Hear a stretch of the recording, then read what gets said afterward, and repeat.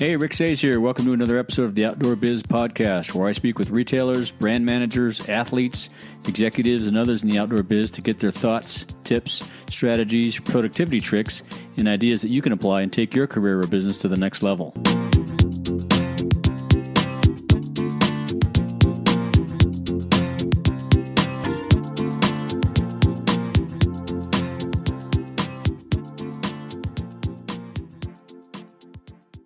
The episode that you're about to listen to is with Jeff Sermak from Eagle Creek. I've known Jeff for a few years now. He's doing great work as the National Sales Manager at Eagle Creek and on the Outreach Committee at the Conservation Alliance. In this conversation, we talk about his interest in the outdoors, his background, and how he got to the outdoor biz in Eagle Creek. I hope you enjoy this conversation with Jeff. Hey everybody, Rick Sayes here with the Outdoor Biz Podcast. Excited for another episode. This afternoon we're talking to Jeff Sermak from Eagle Creek. He's the National Sales Manager. Welcome to the show, Jeff. Hey, Rick. Happy to be on the show. Yeah, good. Good to have you. Before we get too far down the road, I think you were up here in my neighborhood fishing last week, so I want to know what that was like. Oh, yeah, I had a blast. Yeah. So my dad and I do an annual fishing trip, and as always, it's a good time up to the Sierra. Yeah. And actually, a funny story this go around. So, as you know, we got a lot of snow melt in the Sierra. Yeah. And did you have to fish with life jackets on? Yeah, the water was moving a little bit. There's definitely a lot of water in the valley. Yeah. But the challenge of being 5'6" is I don't always think that I'm 5'6".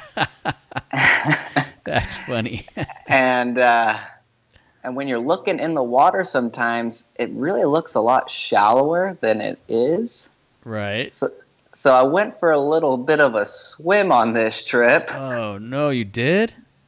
Yeah, it was pretty hilarious. I was wading across the river, and I was staying away from where it was too shallow, because some fish are coming up the water to spawn, and so I was crossing, and of course, the water's moving a little faster, too, than normal. Yeah. And so I hit a little bit of a pocket and got a little deep for myself. Did you feel your waders?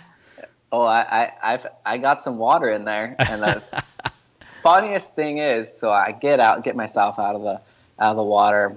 So I huff it back to the truck. I'm a walking aquarium, just swish, wash, right?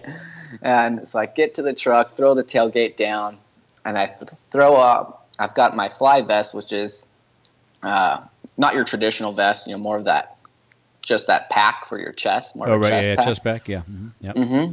And so I pull that out, and of course I didn't zip it all the way, so it's filled with water. No. So I take that off, and so of course I dump it out, and who comes flopping out? Little Nemo. Oh, wow. You had a fish in there. On the tailgate. Oh my gosh, my dad and I were just laughing. Well, hey, that's one way to catch them. Yeah. So were you guys on the upper? We were. Yeah, oh, it was beautiful. I can't believe how much snow is still up there. Yeah, it's amazing. It's just now starting to melt. I drove up the Walker River Canyon the other day, and it is starting to rip. So it's I haven't fished, and I fished Hot Creek a few weeks ago, but it's the lower is just like I say, it's combat fishing. You got to have a life jacket. I mean, you don't have to, but it's pretty. It can be dangerous. Because it's flowing at like 790 right now? Yeah, really high. Yep. Gosh. It's crazy. So let's start off. Tell us a little bit about your background. You went to college at USC, and I think we were talking before we got online. You went to an entrepreneurship program, right, at USC? I did. Yeah, USC was a great program. A lot of fun. What I loved most about it was all hands-on. Oh, cool. Right, when you actually get out into the workforce, kind of all that. It's good to have that book knowledge and that theory that you're taught in the classroom. Right. But having that experience in the entrepreneurship program, it's all actually work that you're doing hands-on. So you're interviewing folks, you're building business plans. You never have a single test. You're actually doing projects that you would do in an actual working environment. And what kind of business were you guys doing? So I ended up using for my final project, building a business plan for a skateboard company. Oh, so cool. at the time, a couple buddies of mine and I decided we wanted to bring back kind of the retro 1970s plastic skateboards. Nice. That's cool. Yeah, so it was fun. Built the business plan, and my buddies ended up running with the company, and they ran it for a few years, and they're off doing different things now. Oh, really? You actually started the company? That's amazing. That's awesome. Yeah, it was a lot of fun. Yeah. And then just kind of was a great project, learning experience, and kind of put it on the resume, Yeah. So that prepared you well for your entrance into the outdoors. What was your first exposure to the outdoors? Did you fish with your dad for years? Yeah, as a kid, Yeah. That was definitely my first activity. We've got a funny photo of me with a Snoopy rod, of all things. Nice. Was that your first fish on a Snoopy rod? Snoopy rod, yeah. Went to, I don't know the name of the pond, probably just a little stock pond. Right. Throw a night crawler on there. Yeah, right on. But yeah, it was a blast, and I've been hooked ever since. Yeah, cool. So That's awesome.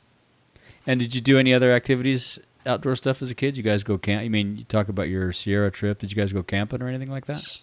We did. Yeah. We would go up to the Sierra about in the summertime once a month. My dad would take us up. We go, into Crowley, or we'd camp in the Owens, or go up other places in Mammoth Lakes. But my dad's favorite place on earth is Mammoth Lake, Sierra area. Nice. So we spent a lot of time up there. It's pretty nice.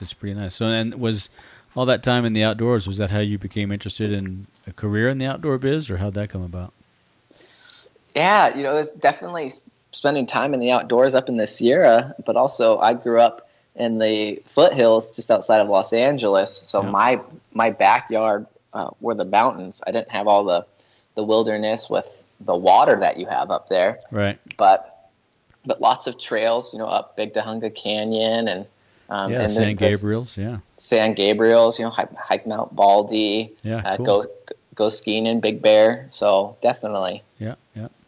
So, what did you do to get into the outdoors? Did you apply to Eagle Creek right out of the gate, or did you do something else in outdoor clubs and stuff at SC or whatnot?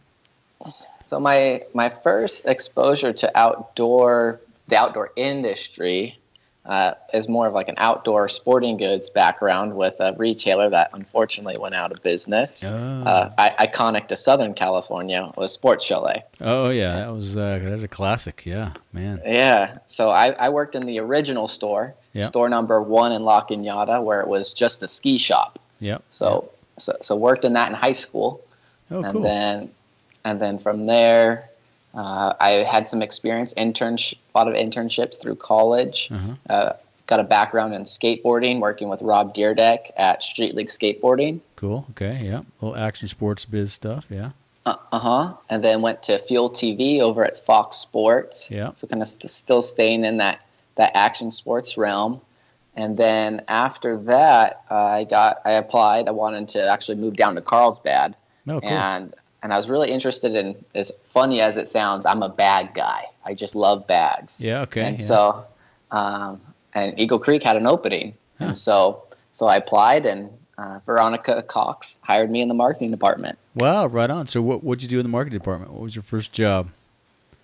So I was kind of the jack of all trades in the marketing department. Yeah. Entry-level position out of college. So working with merchandising and Connie McDonald a little bit. Yeah, cool. And then I also took on, because I had a lot of background in social media through a lot of my internships in college, and also being part of the millennial generation, but right. The buzzword that everyone loves to use. That social media is it's so automatic for you guys. That's awesome. Yeah. So really second nature. So I really helped develop the social media plan for Eagle Creek. Oh, cool. And got that launched, and also the blog. Started managing the blog. Right on. Excellent. Yeah. So we hired an agency, and I worked with authors to create different, blog articles. So we posted regularly, and Eagle Creek's actually became known now as a content producer for adventure travel. Our blog is just phenomenal. Yeah, you guys really do a good job at leading the adventure travel charge. It's amazing. Yeah, it's awesome. And then how'd you get into sales? What was the catalyst for that? So as I was working in marketing, I kind of started to work with the sales team more, and part of that transition happened when we launched this bag called the EC Link system. Yeah. And I became known as the Link guy. Oh, and okay. I did all the presentations at trade shows for Link. And then naturally being a bad guy, I'd always work with the product team, learning what's new. And Right. and then when the product finally came to market, I was pretty up to speed with all the product. And so at trade shows, I also became the kind of go-to guy if a rep had to miss an appointment due to a conflict. So I would sometimes pick up appointments, and you'd get all the media presentations. I did some media presentations for Allie, and then I have a few YouTube appearance. So if you're ever missing this ugly mug, you just go on YouTube and you can watch some product videos. Nice. And what made you gravitate towards the Link system? Why were you so good at that? It was a complex product. Okay. And no discount to my sales force because I love them. But as we know, when you're working with a complex product, and you're presenting it, you want it to go very smoothly. Yeah. And going into a trade show, reps generally don't have a whole lot of time to play with the product beforehand. Yeah, they don't get a lot of experience. It's they cram it all in. Yeah. So being that we wanted to make it easier to present the product, so I had a lot of familiarity with the product background, playing with it a lot in the office, and I was really comfortable presenting because at USC you do a lot of presentations, right? And so I'm also a naturally outgoing person, so I don't really mind getting up in front of people. Yeah, cool.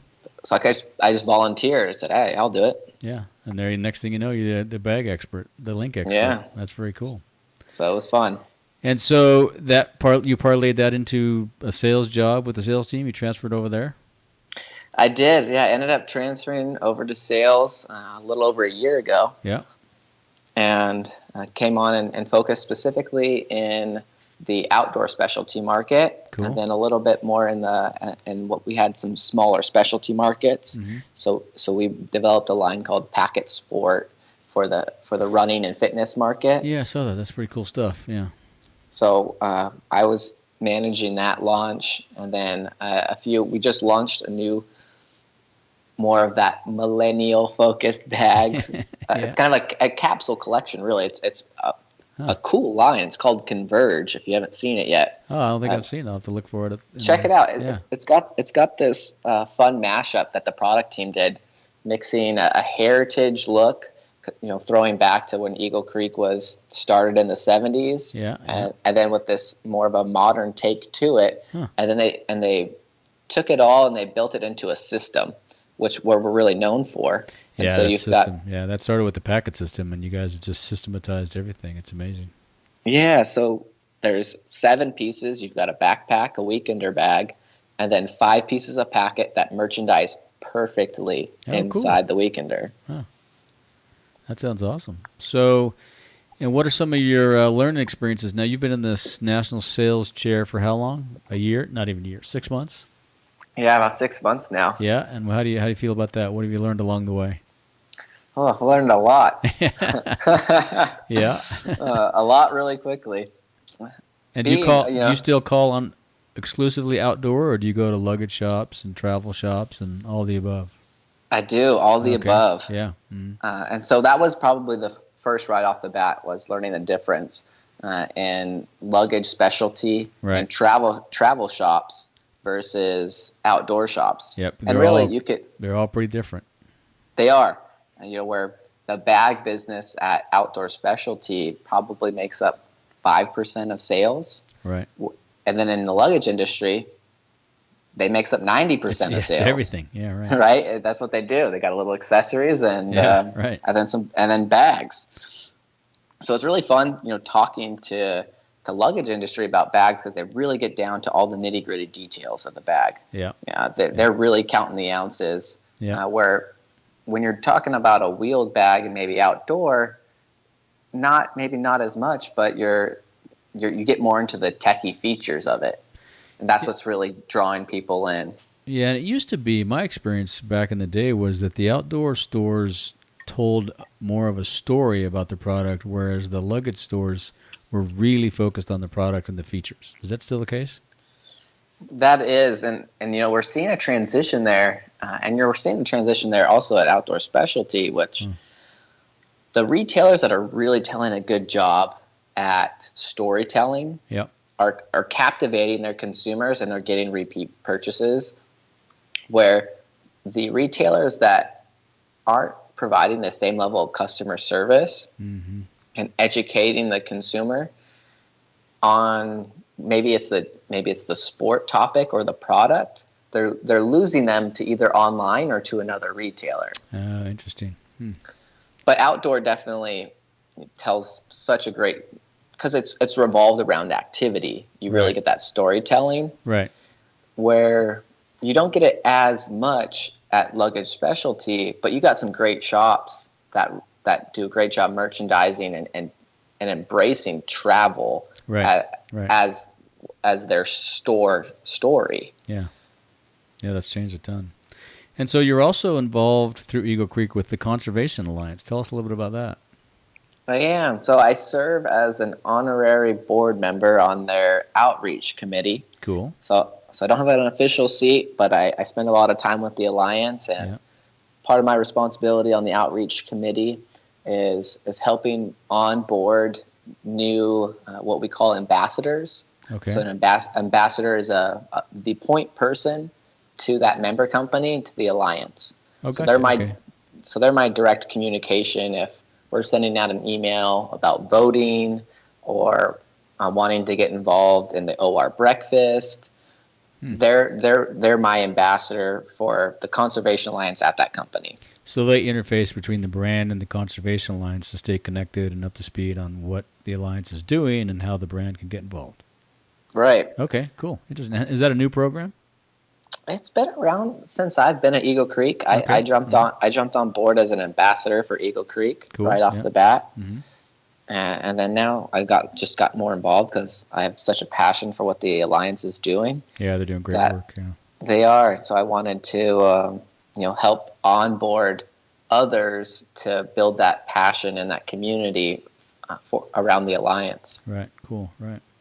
So what opportunities do you see in the outdoor biz or even travel biz for young folks today that want to get involved or just out of college or maybe looking at what path should I take to go do what Jeff's doing? Any advice for those guys, or you think there's a lot of opportunities?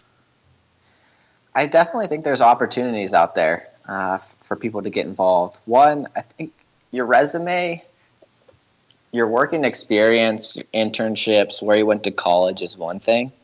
Also, what you've actually done for an activity, right? If you're working in the outdoor industry, having that hands-on experience where if you're working for a climbing company, you better be a climber. Right. If you're if you're working for a travel company, you should have some travel experience. Or even if you don't, you can have that aspiration and that drive to want to get more involved in that.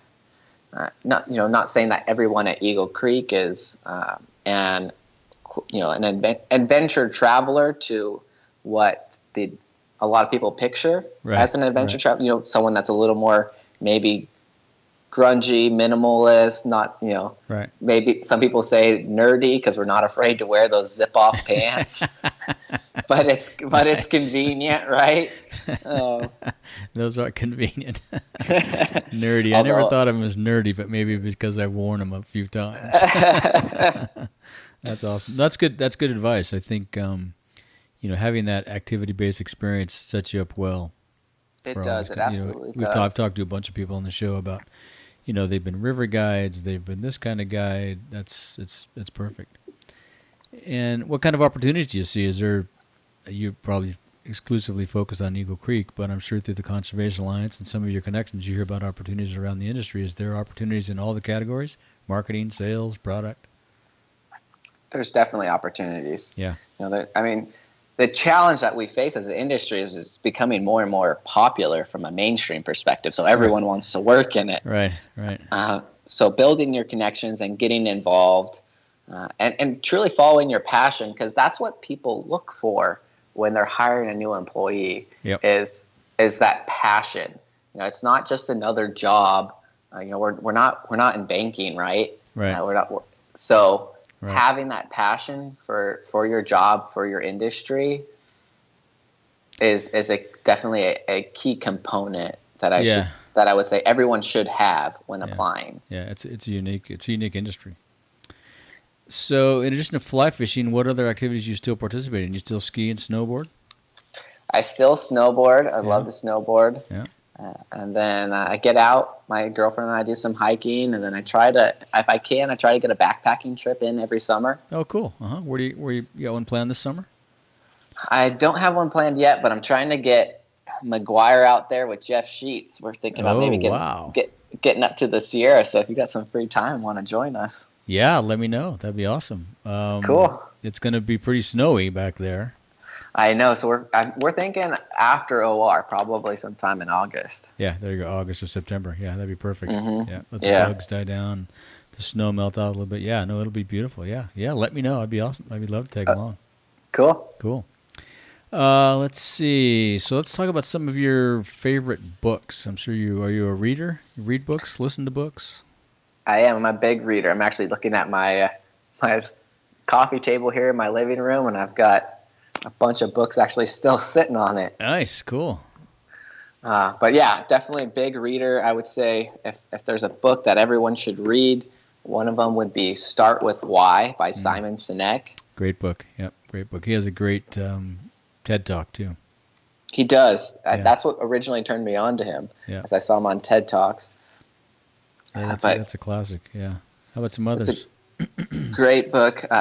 How to Win Friends and Influence People by Dale Carnegie. Oh man, yeah. Was passed on to me, and I really enjoyed that book. Learned a lot of lessons about working with different types of people, and I recommend it definitely to. It's amazing how long ago that book was written, and it still holds true today. It's phenomenal. It is. There's so many relevant parts to it. Yeah. And what books have you given as gifts most often or frequently? Or do you give books as gifts? I do. How to Win Friends and Influence People is one that I give away. Yeah.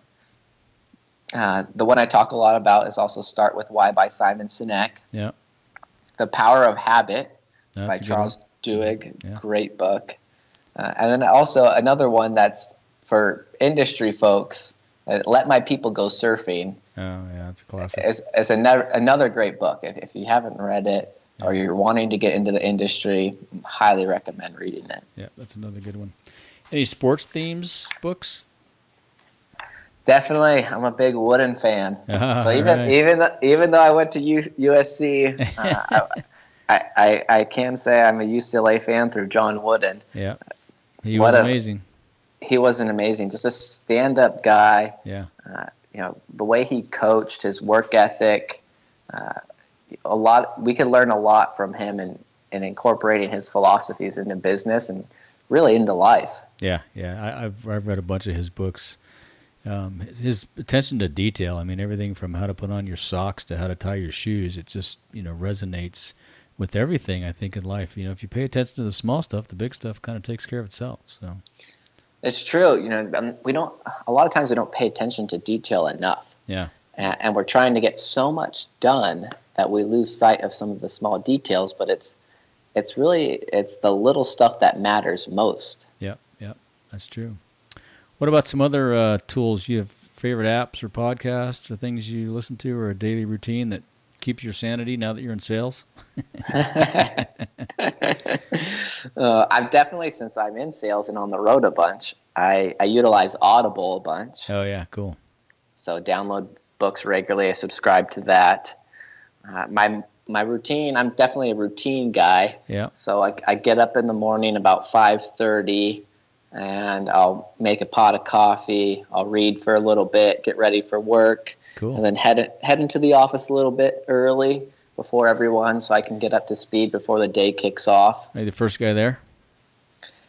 Not the first guy, I got you. But one of the first cars in the parking lot. Cool. Yeah, that's good. How about some podcasts? You listen to podcasts? Not enough. Yeah. But I listen to some every now and then, and you can.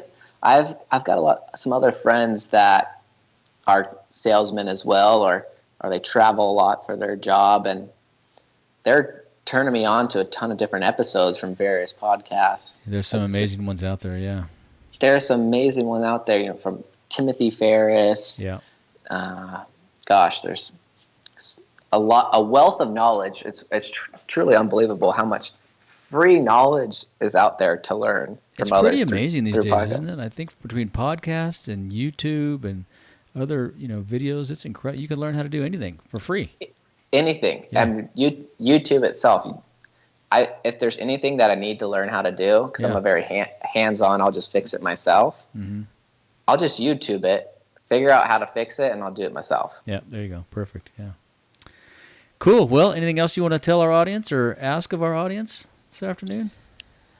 I would say if you're looking to get in the outdoor industry, make sure to be getting involved in actually what the industry causes. Not to get too political right now, but our industry faces a lot of difficult times. We are on the defense, and we as industry folks, we have a voice, and we need to take a stand and voice that, so that we can protect our wilderness, so future generations can enjoy what we're enjoying now. Right. Yeah. No, it's important. Yeah. What do you think about the retail side of what's going on right now? There's a lot of challenges. Everybody claims it's from online and Amazon and this, that, and the other thing. What's your perspective on that?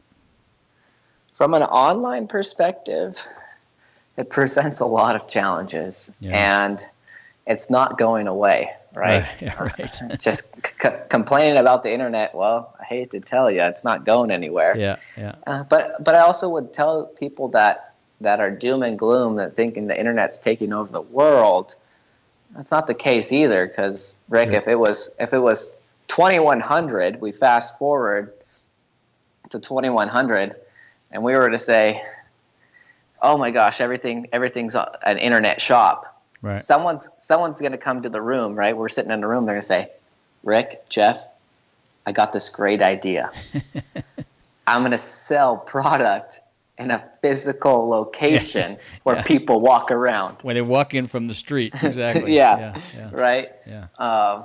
So brick and mortar will always be around. And like we said earlier in the conversation, it's really about storytelling when you walk into the store. That's where the heart of the industry lies in the specialty shops. Yep. You walk in, totally don't agree. walk in there just to look at new product. You go to talk to the store staff. That's, they're literally working in the shop so they can save every penny to go climb or to go on that next round the world trip. Right. And you go in there to build those connections with them and to hear their stories. Yeah, and you hear what they recommend, and I think they provide a unique service, and I think they have, a lot of them may not think this, but there's a captivated audience there that you really have to maximize and leverage. And it's tough. Don't get me wrong. I agree that it's tough, but it's still a huge component. It is. But also for retailers that have brick and mortar, they also need to embrace online. You need to have a website. You need to be providing content to your consumers. So you should have social media. You should have a blog, because content is king. That's why originally, before we had the internet, you would go into a shop to learn about the product. But we have the power now through the internet to be more educated than ever on new products coming to market. Right. So how are you going to provide that same service, but that the customer coming in, probably 75% of the time, is already well educated on the products that you're selling. They've done some shopping, exactly. Yeah. Well, and I think the stores can do another level of curation for the consumer, right? The consumer sees everybody and their stuff online, and when he walks into the shop, if the shop has a story about the brands that they carry and why they carry them, then that's another layer of curation that helps the consumer make his decision. Absolutely. And community involvement's a big thing too. Right. So the retailers that I see succeeding and their business growing is they've got community events regularly. One of the most successful events for retailers is a ladies' night. I can't tell you how successful ladies' nights are. It's the line. There's lines out the doors. That's awesome. And there's and it could be simple where you partner with a local brewery to provide free beer or buy some wine. Yeah, and wine and cheese. Wine, cheese, and it's simple. You educate them on activities, and everyone has a good time. You raffle off some product. I mean, I'm always more than welcome to donate some Eagle Creek product to raffle out at ladies' nights. So do you always attend the ladies' night? That's the question. Don't tell my girlfriend. No. Yeah, no, that's good advice. That's a great idea. That's events like that are huge. The packing clinics and all that stuff. Yeah. Mm-hmm. Yeah. So community involvement's definitely big. Yeah. Awesome. Well, thanks for your time, Jeff. Appreciate it. Any final thoughts? Final thoughts. Or where can people find you? On LinkedIn? Email you want to give out? You can LinkedIn. Check me out on LinkedIn, Jeff Sermak, or you can email me. My Gmail is Jeffrey Jeffrey .Sermak SERMAK @gmail.com. Perfect, and we'll put all that in the show notes like we always do. So again, thanks for the time, and look forward to catching you soon on the river. Sounds great, Rick. All right, man. Have a good one. All right, you too. All right, bye. All right, I hope you enjoyed that interview with Jeff Sermak. You can find him at jeffrey.sermak@google.com. That's JEFFREY.SERMAK, or Jeff Sermak on LinkedIn. Be sure to check out all the great gear from Eagle Creek at eaglecreek.com, and I encourage everyone to visit conservationalliance.com to see all the great work they're doing. You can find links to all the info we discussed in the show notes at theoutdoorbizpodcast.com/episode 004. Thank you so much for listening, and be sure to tune in again next time. If you want more of the Outdoor Biz Podcast, you can subscribe on iTunes or go to stillwaterscode.com/podcast, where you will find all our interviews, see the current work we're creating, our reading list, plus much, much more. Follow Rick on Twitter at RickSaysPhoto and on Facebook at facebook.com/rick.says. Until next time, thanks for listening, and be sure and get outside.